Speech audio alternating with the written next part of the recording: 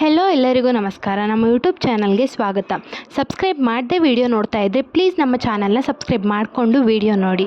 ಹಾಗೂ ವಿಡಿಯೋ ಇಷ್ಟ ಆದರೆ ಲೈಕ್ ಮಾಡಿ, ಶೇರ್ ಮಾಡಿ, ಹಾಗೂ ನಿಮ್ಮ ವಿಡಿಯೋಗೆ ಏನು ಅನ್ನಿಸ್ತೋ ಅದನ್ನು ಕಮೆಂಟಲ್ಲಿ ತಿಳಿಸಿ.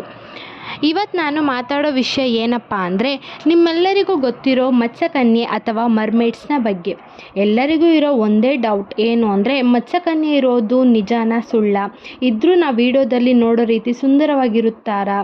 ಇದರ ಮಾಂಸ ತಿಂದರೆ ಸಾವೇ ಬರೋದಿಲ್ವಾ ಎನ್ನುವ ಎಷ್ಟೋ ವಿಷಯಗಳ ಬಗ್ಗೆ ಈ ವಿಡಿಯೋದಲ್ಲಿ ತಿಳ್ಕೊಳ್ಳೋಣ.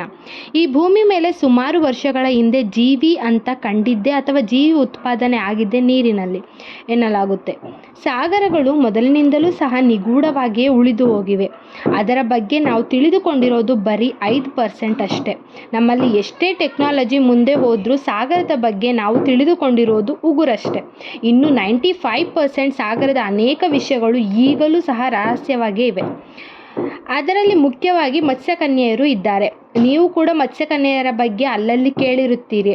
ಮತ್ಸ್ಯಕನ್ಯೆ ಅಥವಾ ಮರ್ಮೇಡ್ಸ್ ಎಂದು ಸಹ ಕರೆಯುತ್ತಾರೆ. ಇವು ಅರ್ಧ ಮೀನು ಮತ್ತು ಅರ್ಧ ಮನುಷ್ಯನನ್ನು ಹೋಲುವ ಜೀವಿಗಳು. ಇದರ ಹೆಸರೇ ಹೇಳೋ ಹಾಗೆ ಮತ್ಸ್ಯಕನ್ಯೆ ಎಂದರೆ ಬರೀ ಸ್ತ್ರೀ ಜಾತಿ ಅಷ್ಟೇ ಇರುವುದು ಎಂದು ಹಲವರು ಭಾವಿಸಿರುತ್ತಾರೆ. ಆದರೆ ಅದು ನಿಜವಲ್ಲ. ಇದರಲ್ಲಿ ಗಂಡು ಜಾತಿಯೂ ಸಹ ಇರುತ್ತವೆ.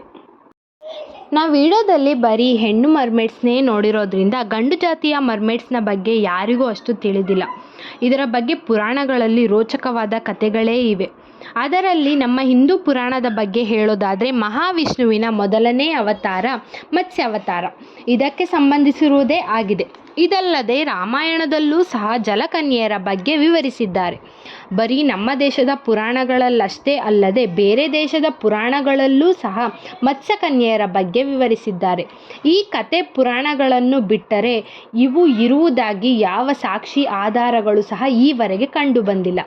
ಚಿತ್ರ, ಬರಹ ಮತ್ತು ನಾವು ನೋಡುವ ವಿಡಿಯೋಗಳಲ್ಲಷ್ಟೇ ಇವು ಜೀವಂತ.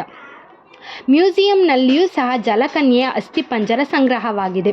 ಅದು ನಿಜವಾಗಿಯೂ ಜಲಕನ್ಯೆಯ ಅಸ್ಥಿಪಂಜರ ಎಂದು ಸಾಬೀತಾಗಿಲ್ಲ. ಇನ್ನು ಇದರ ಮಾಂಸ ತಿನ್ನುವವರಿಗೆ ಸಾವೇ ಇಲ್ಲ. ಇದು ನಿಜಾನ ಸುಳ್ಳ ಅಂತ ಕೇಳೋದಾದರೆ, ಇದು ಒಂದು ಊಹೆ ಮಾತ್ರ. ಈ ವಾದ ಹುಟ್ಟಿದ್ದು ಜಪಾನ್ನಲ್ಲಿ. ಮರ್ಮೇಡ್ಸ್ನ ಮಾಂಸ ತಿಂದರೆ ಸಾವಿಲ್ಲ ಎಂಬುದು ಅವರ ನಂಬಿಕೆಯಾಗಿದೆ.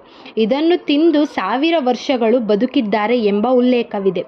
ಈಗಲೂ ಅಲ್ಲಿರೋ ಎಷ್ಟೋ ಜನ ಮತ್ಸ್ಯಕನ್ಯೆಯರನ್ನು ಪೂಜಿಸುತ್ತಾರೆ.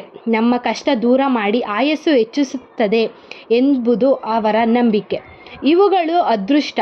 ಇದರ ಸ್ನೇಹ ಸಿಕ್ಕರೆ ಕಷ್ಟಗಳು ದೂರವಾಗುತ್ತವೆ ಎಂದು ಅಲ್ಲಿಯ ಜನರು ನಂಬುತ್ತಾರೆ. ಇದನ್ನು ಕಣ್ಣಾರೆ ಕಂಡವರು ಯಾರೂ ಇಲ್ಲ. ಹಾಗಂತ ಮಾತ್ರಕ್ಕೆ ಇವು ಇಲ್ಲವೇ ಇಲ್ಲ ಎಂದು ಹೇಳಲು ಸಾಧ್ಯವಿಲ್ಲ. ಏಕೆಂದರೆ ಮೊದಲೇ ಹೇಳಿದ ಹಾಗೆ ಸಾಗರದ ಎಷ್ಟೋ ಜೀವಿಗಳು ಇನ್ನೂ ನಿಗೂಢವಾಗಿಯೇ ಇವೆ.